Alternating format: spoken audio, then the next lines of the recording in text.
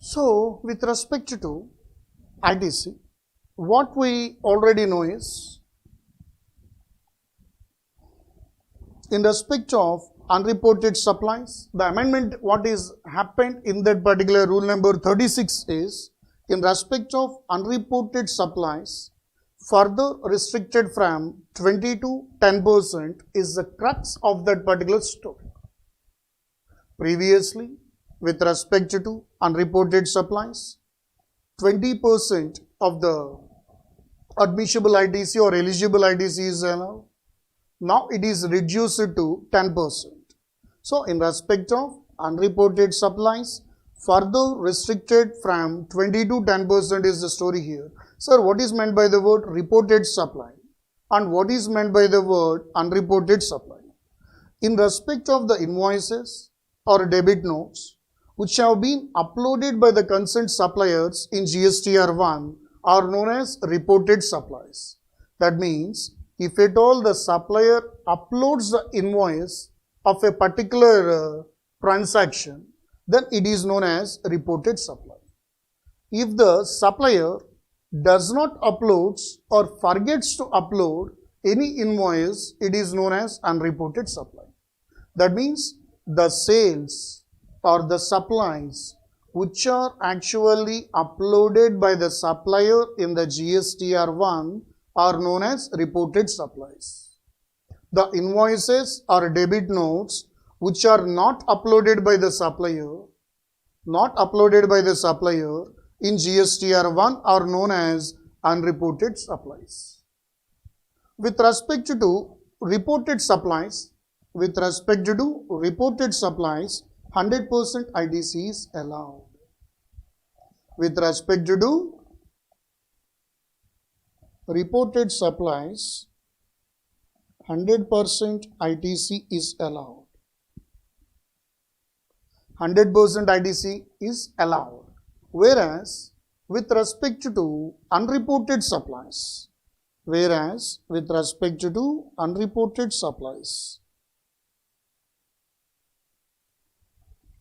that means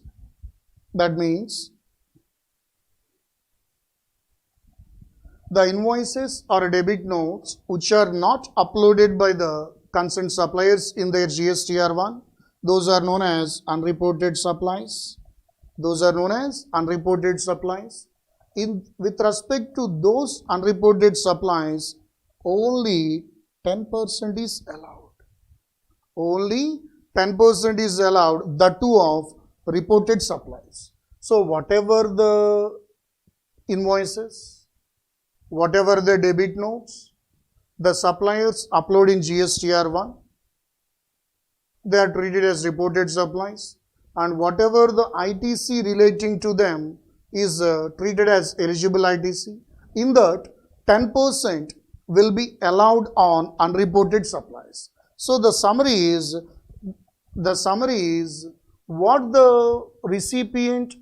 what amount of ITC the recipient will get is 110% of the tax invoices or debit notes reported in GSTR1 by the suppliers. That means whatever the amount or whatever the invoices the suppliers uploads in GSTR1, on those reported supplies, 110% is the total ITC, total eligible ITC to the recipient. Understood? Now we will see with the example. for that. Say for example, Mr. R is a recipient, or in our language is a buyer, and whatever the inward supplies he receives, there are 100 transactions or 100 invoices are there. 100 invoices are there. In that 100 invoices, say for example, 70 invoices worth 6 lakhs ITC are actually uploaded in GSTR1 by the respective suppliers. In that particular case, what is the total ITC that is available to Mr. R? In this area, what is the reported supplies amount? What is the input tax credit with respect to reported supplies? 6 lakhs. So this particular 6 lakhs is 100% allowed. Sir, what about the 30 invoices? Because in those 100 invoices, only 70 are uploaded by the respective suppliers and 30 invoices are not uploaded by the respective suppliers. So those 30 invoices are treated as unreported supplies. On those unreported supplies, what is the IDC that is admissible? Whatever the IDC that is eligible on reported supplies, in that 10%. So what is the eligible IDC on reported supplies? 6 lakhs. On that particular 6 lakhs, 10% means 60,000. So total IDC available to Mr. R in this particular case is 6 lakhs plus 60,000. 6 lakhs 60,000 is the eligible IDC for him. Understood? Next point. Say for example, another example. In that particular 70 invoices worth 7 lakhs worth IDC, then what is the total IDC that is available to Mr. R in that particular tax period? Here the IDC on reported supplies is 7 lakhs. That's why with respect to 7 lakhs 100% allowed, and whereas the 30 invoices that was not reported, on that 10% is allowed. So on 7 lakhs 10% means 70,000. So the total IDC that is available to Mr. or in this particular tax period is 7 lakhs plus 70,000. 7 lakhs 70,000 is the total IDC that is available to Mr. or in this particular tax period. Whereas, see the third case here, 65 invoices was uploaded by respective suppliers and the total amount with respect to that is 9,50,000. 9,50,000. Here the total IDC, total tax paid is 10 lakhs. On those 100 invoices, we are assuming that. So in that particular third case, on the reported supplies, the total IDC is 9,50,000. So on this particular 9,50,000, it is 100% allowed. So 9,50,000. On the unreported invoices, 10% is allowed generally. If at all we take that, 9,50,000, 10% means 95,000. 9,50,000 plus 9,50,000 plus 95,000, it may amount to how much? 10 lakhs 45,000. It is more than eligible IDC. In that particular case, the total IDC should not exceed 10 lakhs. The total IDC should not exceed 10 lakhs. Understood what I am saying? So, here the summary is 110% of eligible IDC or the actual IDC that is needed to be allowed, whichever is lower will be the allowed ITC for that particular recipient. So in those first two cases, we will see 6,60,000 or 10 lakhs, whichever is lower, 6,60,000, and second case 7,70,000 or 10 lakhs, whichever is lower, 7,70,000. But in the third case, it is 10,45,000 or 10 lakhs, whichever is lower, 10 lakhs. So the total IDC should not exceed the total eligible IDC of the recipient. Therefore, it is restricted to only 10 lakhs. So this was the story here with respect to that amendment. Previously it is 10%, previously it is 20%. Now the restriction was further increased to 10% of the reported supplies. And next point is here. Sir, what about the remaining ITC then? Students may have a question that when this ITC that is disallowed, that is the 10% is allowed, and what about the remaining 90% and all these things? What about the IDC on the unreported supplies is allowed in the month of reporting?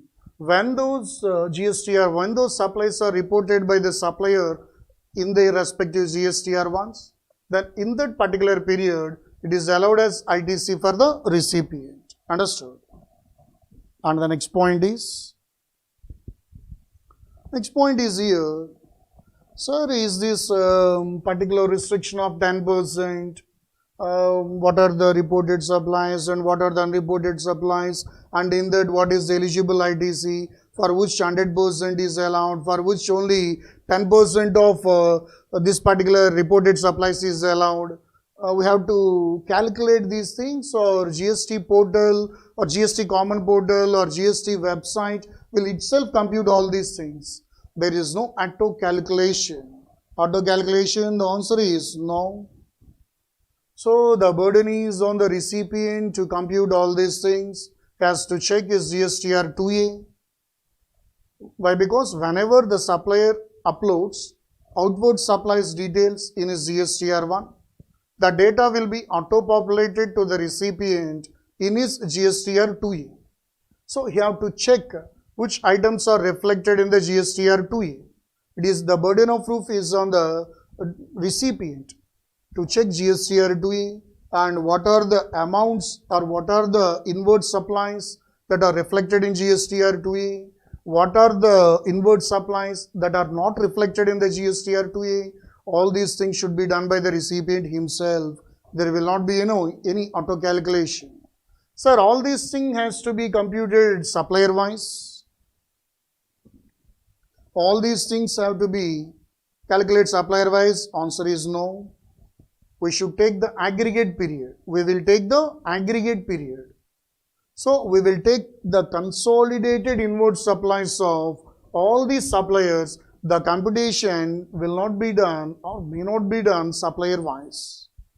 Sir, this particular 10% is headwise, or the total GST. Headwise means for CGST 10% separate computation, SGST 10% separate computation, IGST 10% separate computation should be there. Yes, should be there. 10% advice answer is yes. Sir, if at all the recipient defaulted these points, these rules, these provisions, if at all any default that happens, then the interest should be paid as per section 50. Then interest should be paid as per section 50. Understood what I am saying? So we will see this particular area in detail along with the example now. So already told you, computation of restricted ITC shall be done on aggregate basis but not on the supplier basis. That is, total ITC from all the suppliers during the month and not separately each supplier. That means the calculation or the computation should be done on an aggregate basis, on a monthly basis, but not the supplier wise. Understood? And there is example for that. We will see that one also. Wait a minute. I will say for example, here recipient Mr. R is receiving supplies from all these people. So Mr. A, Mr. B, Mr. C, like that, we are receiving many supplies. All these people are the suppliers. Mr. R received number of supplies from these suppliers. Mr. A, Mr. B, Mr. C, Mr. D. There are 4 suppliers, and Mr. A supplied 3 lakhs, and Mr. B 2 lakhs, and Mr. C 1 lakh, and Mr. D 50,000. So here we will not take the individual supplier wise computation. Instead of that, already I told you, we should go by the aggregate. We should go by the aggregate. So here, what is the total aggregate supplies? 6,50,000. In that 6,50,000, the total inward supplies that was received by Mr. R, and what are the reported supplies of all these people?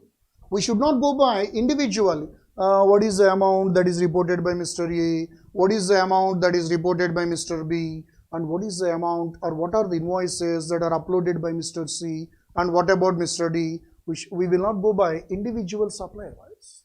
we will see, okay, Mr. R, what are the total inward supplies? 6,50,000, sir. Okay, fine. And now, what is total reported supplies amount? Sir, it is 3 lakh, 1 lakh, 58. No. I am not asking you about individual suppliers. What is the total amount that is reflected in your GSTR 2A? The GSTR 2A reflects 5 lakh 30, sir. Okay, fine. Then those are the reported supplies. There is no need for any individual supplier computation.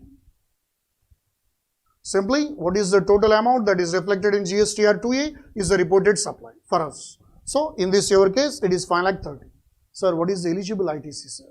So, on the reported supplies amount, 100% ITC is allowed, 5 lakh 30. And the unreported supplies, 10% will be there. That means 5 lakh 30 on 5 lakh 30,000, 10% means 53. So, the total eligible ITC will become 5 lakh 83,000. Total ITC will become 5 lakh 83,000. So, the eligible ITC has to be computed on aggregate basis but not on the supplier basis. Here, another question arises, sir, GSTR 1 data will be updated, modified anytime. Whenever the GSTR 1 data is modified, definitely GSTR 2A will also be updated. Okay. Whenever GSTR 1 is updated, automatically GSTR 2A is also updated. Sir, this is a continuous process. If at all the seller or the supplier forgot to enter any invoice in GSTR 1 and subsequently remember that, oh, sorry, I did not file that particular thing. So, at night 12 a.m. or midnight at 1 a.m., he just woke up from his dream and he saw his recipient is actually don't want to do the business with him. So, he feared of that. He just at that time, at that midnight, he just started to fill his GSTR 1, or at that particular midnight, he just updated his GSTR 1 and the data will be reflected in the recipient GSTR 2. So, there is a ever-ending process of this updation of GSTR 1 or the data reflection in GSTR 2A. So, now there is any cutoff date? Why? Because GSTR 1 can be amended, it can be modified. So, is there any cutoff date for the reported supplies? Yes, there is a cutoff date. For GSTR 1, what is the due date of filing of GSTR 1? What is the due date of filing of GSTR 1? Next month 10th. Next month 10th is the cutoff date for reported supplies. So, whatever the supplies that are entered by the supplier in his GSTR 1 up to next month 10th only is treated as reported supply. And whatever the supplies that are not reported by the supplier in his GSTR 1 on or before 10th of the next month are treated as unreported supplies. So, whatever the supplies that are entered in GSTR 1 by the supplier on or before the due date, those supplies are termed as reported supplies. After 10th, whatever the supplies he just enters, they will be treated as unreported supplies. That was the thing I wrote here also. Reported supplies means the supplies uploaded by the supplier in his GSTR 1 up to the due date. Up to the due date means next month 10th.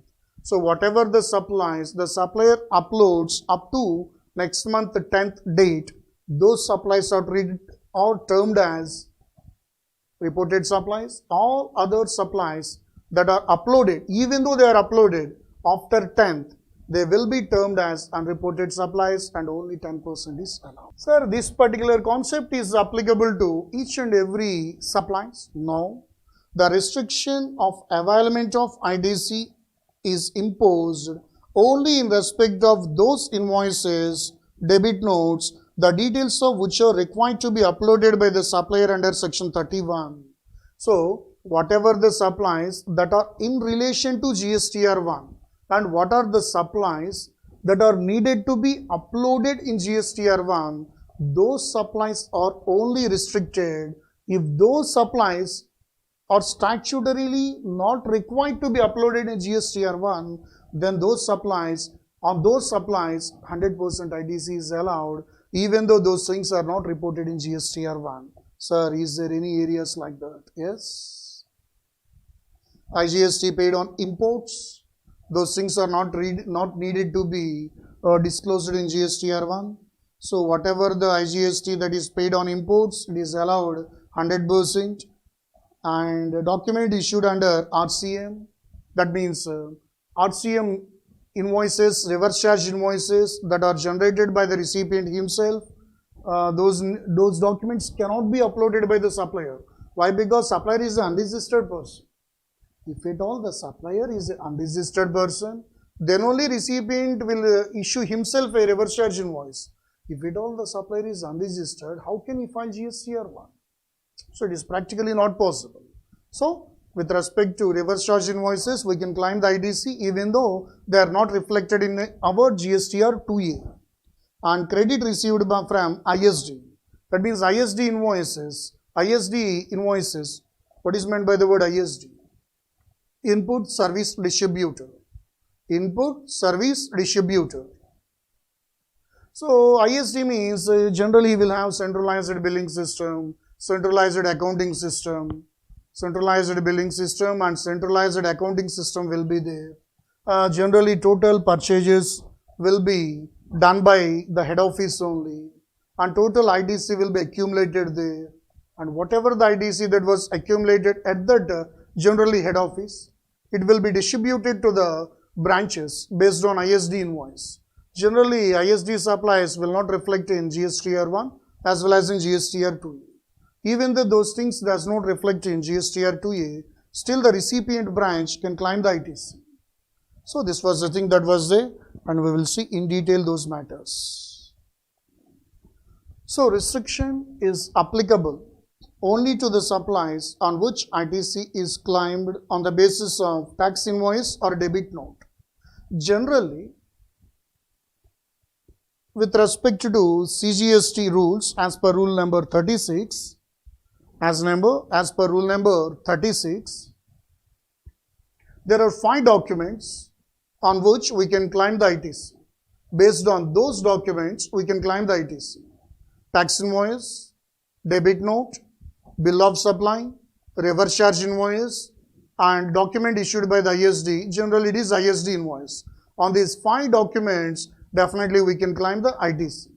Whereas, this particular restriction is covered to those areas on which ITC will be claimed or ITC is claimed on the basis of tax invoice or debit note. Tax invoice or debit note. The invoices on which we just claimed ITC or tax invoice or debit note, those 2 things or those 2 documents are generally uploaded by the supplier in his GSTR1. These things on these documents, if you are claiming the ITC, then only restriction is applicable. If the ITC is claimed on the basis of other supporting documents like ISD invoice, bill of entry, reverse charge invoice, then this particular restriction will not be applicable. And whatever the ITC you are just claiming based on ISD invoice, bill of entry, reverse charge invoice, even though those things are not reflected in GSTR2A, still you are able to claim the ITC based on those supporting documents. Understood? And the next point is, sir, here, what is eligible ITC with respect to this particular rule? While calculating the eligible ITC, following suppliers will not be taken into consideration. First one, negative list of ITC, that is under section 17, subsection 5. ITC relating to exempted supplies under section 17, subsection 2. And no supporting, that means no documentary evidences under section 16.2. That means as per section 17, subsection 5. Even though the particular goods or services are used for business purpose, even though they are used for taxable supply, still we are not able to claim the ITC on those things. That particular list is known as negative list of ITC, which is prescribed in 17 subsection 5. And in the same way, if at all they are exempted supplies, then also ITC is not allowed. as per section 17 subsection 2. And if at all there is no documentary evidence that is available, then also we cannot claim the ITC as per 16 subsection 2. All these things will not be taken into consideration while computing the eligible ITC. I will tell you an example for that. Wait a minute. Say for example, Mr. R is receiving supplies from Mr. A, Mr. B and Mr. C. Mr. A, Mr. B and Mr. C. And from Mr. A, he just received 7 lakhs worth supplies and Mr. A reported in his GST 1 2 lakhs worth supplies, and Mr. B, from Mr. B, Mr. R received 3 lakhs and in that 1 lakh is actually reported in GST 1. From Mr. C, Mr. R purchased a motor car which is in negative list as per 17 subsection 5. In that particular 20 lakhs, suppose 20 lakhs has been reported, not 80 lakhs, 20 lakhs has been reported. Now, what is the eligible ITC for that particular recipient means we should ignore this particular C. So, in this particular case, what is eligible ITC means the reported supplies that are actually done by Mr. A and Mr. B. Mr. A reported supplies are 2 lakhs and Mr. B reported supplies are 1 lakh. So, therefore, the total reported supplies are 3 lakhs and unreported supplies 10% is allowed. So, on 3 lakhs 10% means 30,000. So, the total eligible ITC will become 3,30,000. Total eligible ITC will become 3,30,000. Understood what I am saying? So, this is the thing with respect to ITC. Okay, now, okay students, and another rule that was inserted in our ITC is rule number 86A, condition for use of amount available in electronic credit ledger. That means, simply what we can say is here in this particular case, blocking and unblocking of ITC in electronic credit ledger by the commissioner. If at all the commissioner or any other officer has a reason to believe that ITC available in the electronic credit ledger has been availed fraudulently or is ineligible, then definitely by using this particular rule number 86A, he can block the ITC to a respective period, and whereas if at all some conditions are satisfied, then the people can unblock the ITC, and unblocking was how it will be done. All these things will be taken care by rule number 86A. First we will see in which cases ITC will be blocked by the commissioner or respective jurisdictional officer. And that means what are the reasons for blocking? We are now seeing. First one, ITC availed without any supporting documents. In order to claim the ITC, there must be supporting documents like invoice, debit note, bill of entry, reverse charge invoice or document issued by the ISD. Any of these documents that are needed to be supported in order to claim the ITC.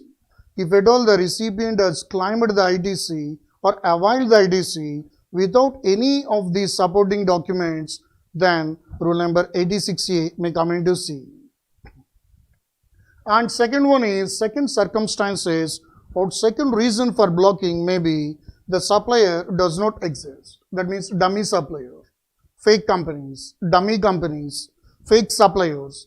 So if at all the supplier is a fake supplier, ITC on the basis of document issued by these fake suppliers who are non-existent or not conducting any business from the declared place of business, then it comes to the notice of the concerned officer or concerned commissioner, then immediately those departmental officials will block the ITC that is available in the electronic credit ledger. Excuse me. And next one, recipient does not exist. That means fake recipient. That means recipient is not existent or not conducting any business from any declared place of business, if it also comes into the notice of that particular person, particular departmental officer, then also he may block the ITC and GST not paid by the supplier. One of the basic condition in 16 subsection 2 is that the supplier has to pay GST to the government. Supplier has to pay GST to the government. If the supplier fails to pay the GST to the government, that means non-payment of tax to the government happens if at all. Whatever the IDC that was claimed on the basis of this particular document, the tax charged in respect of which has not been paid to the government, then all those IDCs will be blocked by the commissioner or concerned jurisdictional officer. And next point is, and we will see all these things in detail. Reasons for blocking already told you: dummy supplier or dummy recipient, fake invoices or bogus invoices, and non-payment of tax to the government. In the above scenario, the commissioner may not allow the debit of such amount to discharge liability under section 49 or claim refund. What is meant by the word discharge liability under section 49? What is the basis of that particular word? Allow the debit of such amount to discharge liability under section 49. So whatever the things is just land in IDC chapter, or with respect to first chapter some introduction was there with respect to IDC. All these things are actually the concept of section 49. That means if at all IGST IDC is allowed, it is first utilized for the sake of IGST, and any surplus IGST ITC, it can be utilized for the payment of either CGST, SGST or UTGST in any order, in any sequence. Like that, so many points are there. We just discussed at the time of learning of the concept of ITC. All those things comes under section 49. So, the commissioner may not allow the debit of such amount to discharge the liability means the amount, the availed ITC cannot be utilized by the recipient. The availed ITC cannot be utilized by the recipient. Cannot be utilized by the recipient. That was the story we just want to learn here. And we are not able to claim the refund. In some cases, the ITC may be refunded if at all the conditions are specified under section CGST Act, some provisions of CGST Act. All these things will come under CA final. So, in some cases, the IDC can be refunded, but that refund can also be blocked by the commissioner here. So, here the point is, the document issued by the supplier who is non-existent, not conducting any business from any declared place of business, or IDC without receipt of the goods or services or both. That means in order to claim the IDC, the goods or services should be received. If at all the goods are not received or services are not received, then we cannot claim the ITC. And registered person availing the ITC is not in possession of tax invoice. So, in order to claim ITC as per 16 subsection 2, first one, documentary evidence must be there. Second one, the goods or services should be received. And third one, supplier should pay the tax to the government. If at all these points are satisfied, then only ITC is allowed. If at all any violation of these conditions, the commissioner or any other officer in the above scenario may not allow the recipient to use the ITC balance or the credit, whatever the input tax credit that was there in the electronic credit ledger, it cannot be claimed as refund. All these things are discussed in this particular rule number 86CA. So, already told you, non-payment of tax to the government, ITC on the basis of the document, the tax charged in respect of which has not been paid to the government. Already told you this particular thing, okay, fine. And next point is here, unblocking of IDC. Sir, if at all the IDC is blocked, when it will be unblocked by the respective people? And there are two cases for that. First point is cause of blockage cease to exist, and case 2, expiry of 1 year. These are the two cases where the unblocking of IDCs, whatever the IDC that was there in electronic credit ledger, that will be unblocked in the following two cases. The cause of blockage cease to exist, and case 2, expiry of 1 year. We will see these things in detail now. If the commissioner is satisfied that the condition for disallowing no longer exists, may allow such debit. That means, say for example, tax has not been paid to the government by the supplier. That's why ITC of the recipient was blocked. Now the supplier paid the amount to the government. The reason for blocking was now resolved. In that case, definitely ITC will be unblocked by the commissioner. Next point. Restriction shall cease to have effect after 1 year from the date of imposing such restriction. That means after the lapse of 1 year from the date of restriction, then automatically the electronic credit ledger can be utilized to pay. Okay, this was the point, and we will see here, and any points are there.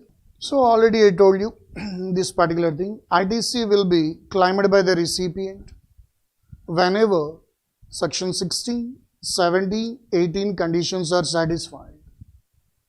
Okay, all these conditions are satisfied, then the recipient can claim the ITC. How? By filing GSTR 3B. By filing GSTR 3B.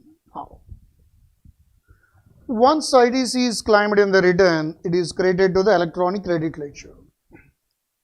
After the recipient has filed the GSTR 3B, and whatever the ITC that is claimed in the returns, it is credited in the electronic credit ledger, and it can be utilized for the payment of output tax liability. It can be utilized for the payment of output tax liability. Sir, what is the reason for insertion of this particular rule? Why this rule? What is the reason for that?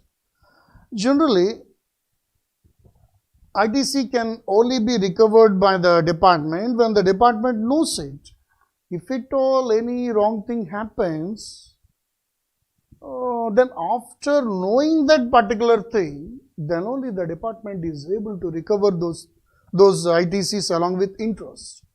But that too, by following the procedures which are specified in section 73 or 74, which are time consuming, because those procedures should follow principles of natural justice. That means opportunity of being heard should be provided to the registered person, and after getting his reply and all these things, all these procedures that are there. So all they are time consuming. Meanwhile, the officer is unable to stop the SSE to avail the ITC as well as to utilize the ITC. So in order to do that particular thing, a rule number 86A was inserted. So, in order to enable the officer to restrict the ITC, meanwhile the proceedings are pending, rule number 86A was practically introduced. In this particular case, if at all the officer issues any order under rule number 86A, there is no requirement of show cause notice. There is no opportunity of being heard, but the reasons to be recorded in writing.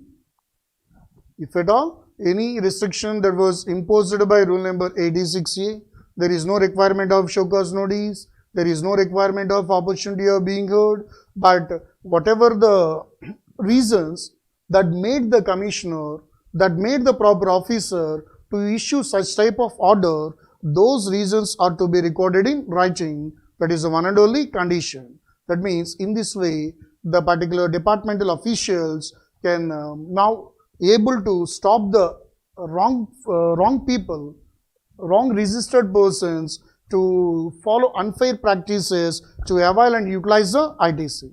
For that particular purpose, rule number 86A was introduced. Next point is Next concept.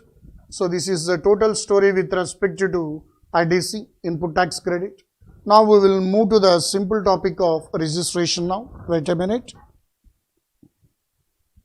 So next point is here, registration under GST. So this is no new procedure and all these things. Aadhaar authentication has been made mandatory. Now after this amendment, that means linkage of your GST registration number with Aadhaar. Practically what this particular amendment says. So with effect from 1st April 2020, the registration shall be Aadhaar based. The registration shall be Aadhaar based. So Aadhaar authentication has been made mandatory. Aadhaar authentication has been made mandatory by the department. If any default, that means the person is unable to. That means if any default happens, that means the person does not provide the Aadhaar number at the time of registration, then registration will be granted to that particular person only after physical verification of principal place of business. Will be principal place of business. If any default that happens, that means the person, so the Aadhaar authentication has been made mandatory. If any default, that means the particular registered person has not provide. So as per new rules, Aadhaar authentication has been made mandatory. If the person does not provide his Aadhaar number, then registration certificate will be granted only after physical verification of the principal place of business. That means the person will get the registration certificate only after the physical verification. Generally, what is the procedure? If you actually filed a proper application form, then within 3 working days, registration certificate will be granted. But now, after the Aadhaar authentication has been made mandatory, Aadhaar authentication has been made mandatory, then whatever the physical verification, then the particular person will get the registration certificate only after the physical verification of principal place of business. Physical verification of principal place of business only, he will get the registration certificate. It may take up to a 60 days time period. So with Aadhaar, you just get the RC within 3 working days. Whereas if he does not provide the Aadhaar, RC will not be granted within 60 days. That means it will take up to a maximum time of 60 days, that too on the physical verification of your principal place of business. Our next point. Sir, what about the existing registered persons? Sir, that means the persons already registered. They should also make the Aadhaar linkage, but the provisions is actually inserted, but it was not operationalized till date. That means there was no effective date. So for the exams also it is irrelevant. New registration, it was operationalized from 1st April 2020. So what we are talking right now. Sir, what about the registrations of partnership firm, trust, AOP, HUF, BOI, body corporate? All those things will not have any registration, any Aadhaar number. Na? Generally, Aadhaar number is provided only to individuals. Generally, every individual to undergo Aadhaar authentication, that is okay. What about the partnership firms, trust, HUF, AOP, BOI, body corporate, and all these things? So, in case of partnership firm, company, trust, HUF, AOP, or BOI, the authentication will be by the verification of Aadhaar number of partner, director, trustee, authorized representative, managing committee member, or Karta of HUF. That means those organizations may not have the Aadhaar number, but the key managerial persons of those organizations definitely will have the Aadhaar number. those Aadhaar numbers should be provided with respect to partnership firm partners, with respect to company directors, with respect to trustees and HUF, AOP, all those members who are working members there, those Aadhaar numbers should be provided. Understood what I am saying? So, so generally, Aadhaar is required in every case. Aadhaar authentication is required in each case. Yes, generally, but there is some exception. Generally, a person who is not a citizen of India, is not required because they will not have the Aadhaar. The person who is not a citizen of India will not have any Aadhaar number. That's why those people are exempted from actually Aadhaar authentication. And any such persons or class of persons that are actually notified by the government in this behalf. If the government specifies any categories of persons, those people are also not required to provide Aadhaar number and all these things. This was a major thing that was there with respect to Aadhaar. If Aadhaar number is not assigned to said persons other than those, then the registration shall be granted, already I told you, only after the physical verification of principal place of business in the presence of said person, and the maximum time limit for that case is 60 days from the date of application. Understood? If physical verification will be done and identification documents will be verified, in such cases, deemed approval concept will not be applicable. That means 3 working days concept will not be applicable. Whenever the physical verification happens, then only registration certificate will be given. This was the summary. I think this particular point will not be asked in the exam unless some MCQs may be asked. But this is, I think, not more relevant for the examination point of view, this amendment. This was story with respect to registration. So, and another one is there, please wait for 1 minute. And last 1 or 2 points are there, I will explain those things to you. So, already told you those things in a simple manner. Aadhaar linkage, mandatory. So, in simple forms, crux of the story, Aadhaar linkage is mandatory at the time of registration application. If at all, Aadhaar number is given at the time of registration application, get the RC in 3 working days if all other things are satisfied. If not having Aadhaar at the time of registration application, so then what will happen? So files the application without Aadhaar. Only after physical verification of the premises, you will get the registration certificate, and it may take up to a maximum time of 60 days. This was the crux of the story. And it is required for all the citizens and not for non-citizens of India. So if at all it is with respect to artificial persons like partnership firm, company, trust, etc., the key managerial persons who were there, who are Karta, partner, director, member of the society, those people, Aadhaar should be authenticated. This was the summary of the registration amendment. Okay, students, and we just come to the almost end of this particular amendment session.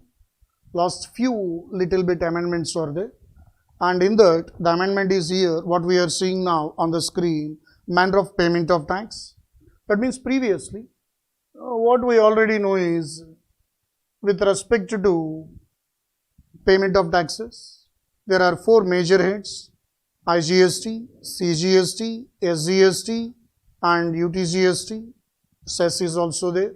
And in that major heads, every major head is divided into tax, interest, penalty, late fee, and others. In olden days, whatever the amount you deposit in that particular minor head, it is not transferable. That means cross utilization of funds across major or minor heads not possible. Now the particular restriction was lifted. Now we can freely adjust the amount between those major heads as well as those internal heads. Now the particular statement is cross utilization of funds across major or minor heads is possible right now. We will see with the example here.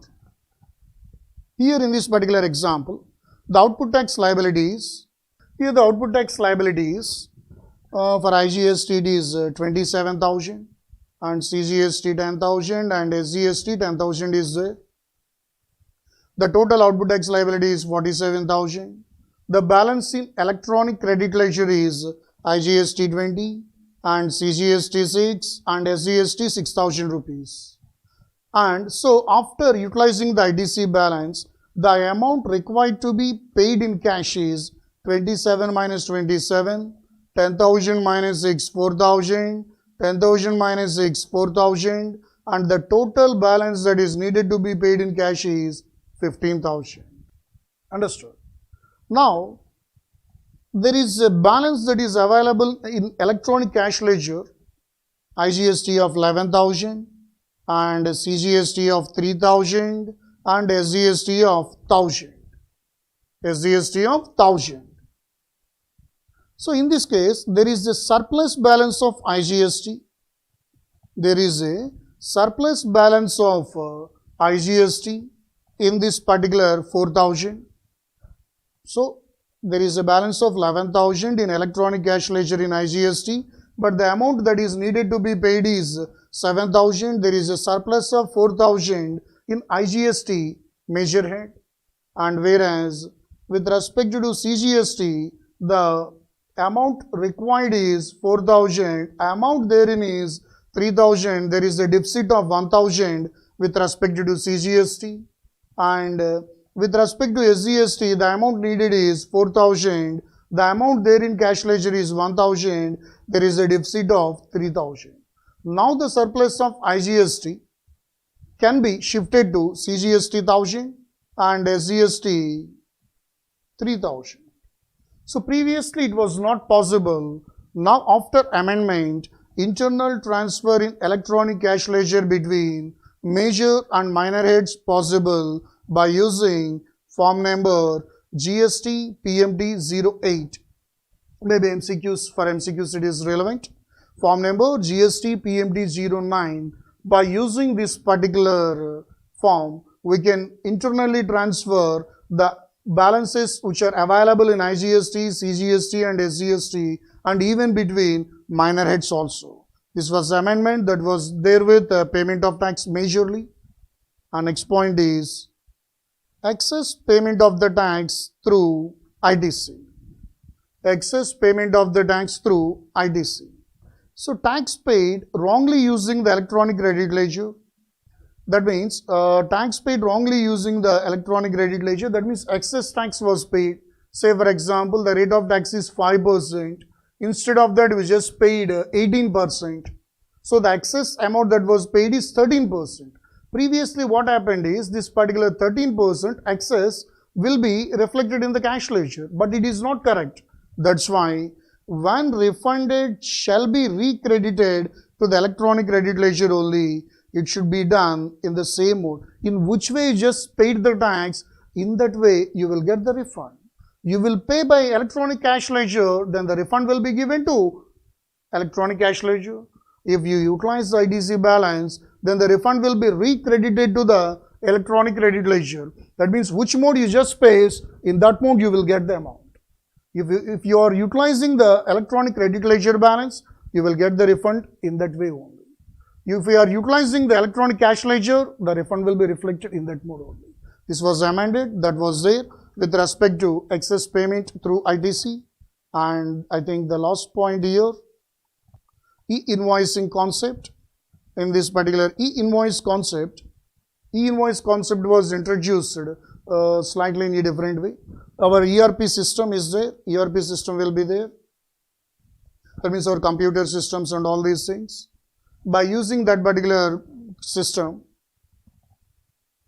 will create an invoice but in a standard format under INV01. Okay, we will upload the invoice details, but invoice details in not our own way. There is a standard version that is prescribed in that particular scenario. The form number is INV01. In that particular format, we will create the invoice and after creating this particular invoice, we will upload the details on e-invoice website www.einvoice.1.2.3.4. There are up to 10 now. So we will upload the details on a e-invoice website. Then that particular e-invoice website will check the data, and that particular portal will digitally sign the particular invoice and will generate a QR code, and then will give a IRN, invoice reference number. So first, our system, we have to create invoice, but not in our own way, by using the standard format that is prescribed in INV01. After creating this particular invoice, the details should be uploaded on e-invoice websites. So then the portal will check the data and digitally sign that thing and will generate the QR code, and then invoice reference number will be generated. Based on this particular what we can say e-invoice website, we can do all these things here. Wait a minute, I will show you. The data which was entered in this particular, what you can say, e-invoice portal, e-invoice website, the data will be auto-populated to e-waybill portal and GST portal also. So for e-waybill portal, automatically e-waybill will be generated. There is no need for any input from the either supplier, that means consignor or consignee, or the transporter. The data will be auto-populated from e-invoice itself, e-invoice website itself. In the same way, the matter or the data will be auto-populated to GST portal, GST common portal, that means gst.gov.in. So an email will be sent to the particular person who generated the e-invoice also. And with respect to GST common portal, there is annexure 1. There is annexure 1 that is used to generate GSTR1 for the output tax liability. And for the recipient also, there is annexure 2. This particular annexure 2 will auto-populate the data for filing GSTR3B, that means for ITC. That means this particular e-invoice will be auto-populating the data. For the sake of e-waybill, the data will be auto-populated, and for the GST common portal, and for supplier, there is annexure 1. From annexure 1, we can generate GSTR1, where we can find the output tax liability, and annexure 2 for the recipient for claiming the ITC. So in this way, e-invoice system will be useful, and this will not be, and there will not be any logo of the supplier on the invoice. And for your kind information, this particular e-invoice does not contain any logo of the seller. Sir, then how can we differentiate? The recipient can check based on the QR code. The QR code, whatever the QR code that is generated by the e-invoice website, there can the recipient can check the seller details and all these things. And this was the new concept with respect to e-invoicing we should know. So, and there is one or two slight concept is there, and I will tell you one. Wait a minute. Just for that sake, I did not prepare anything. This is there. So only for last page, I did not make any notes or anything. This was the thing, returns. So in this, there is no need for any explanation here. Person supplying OIDR services. What is meant by OIDR services? Online information database access or retrieval services. Example, Amazon Prime Videos, Hotstar, Netflix, etc. There is no need for filing of any annual return for these people. This point is not relevant for the exams. And whereas form number GSTR3B to be treated as a return furnished under section 39 of CGST Act. That means whatever the previously GSTR3 is there, GSTR1, 2, 3 said is there, but officially now GSTR3 was replaced by GSTR3B. So whenever the word GSTR3 was there in the Act, now it is officially replaced by the word GSTR3B. So filing of GSTR3B is now equal to filing of GSTR3. This was the total story with respect to amendments and whatever the matter we just discussed. So are relating to November 2020 amendments. And these videos will be uploaded on our YouTube channel, Masterminds for CA. So after viewing the videos, any doubts, there is a doubts clarification group with respect to Masterminds in Telegram. You can join in that group and you can ask me the doubts relating to GST amendments, not only GST amendments or any questions with respect to GST. And I will also share after uploading of these videos, whatever the notes I just actually write here. That means this particular PPT, this particular PPT is there, and on this particular PPT, whatever the running notes I have given, so everything will be actually uploaded in that particular Telegram group. So please join that particular Telegram group. There is no need to write all these things. I will share whatever the PPTs or whatever the PDFs that I used it in this particular class, will be shared in that particular Telegram group. So please join in that group in order to avail that particular benefit. So, and if at all any doubts with respect to GST amendments, after posting the video, keep it in mind what I used, after posting the video in the YouTube channel, then I will put these PDFs in the Telegram channel. Understood? So please wait for that particular time. So after, when the management uploads the videos to the YouTube channel amendment video, I will provide you these PDFs in the Telegram channel. Definitely go through that, and after that any doubt is there, then definitely you can contact me in the Telegram channel. So all the best to guys. Bye.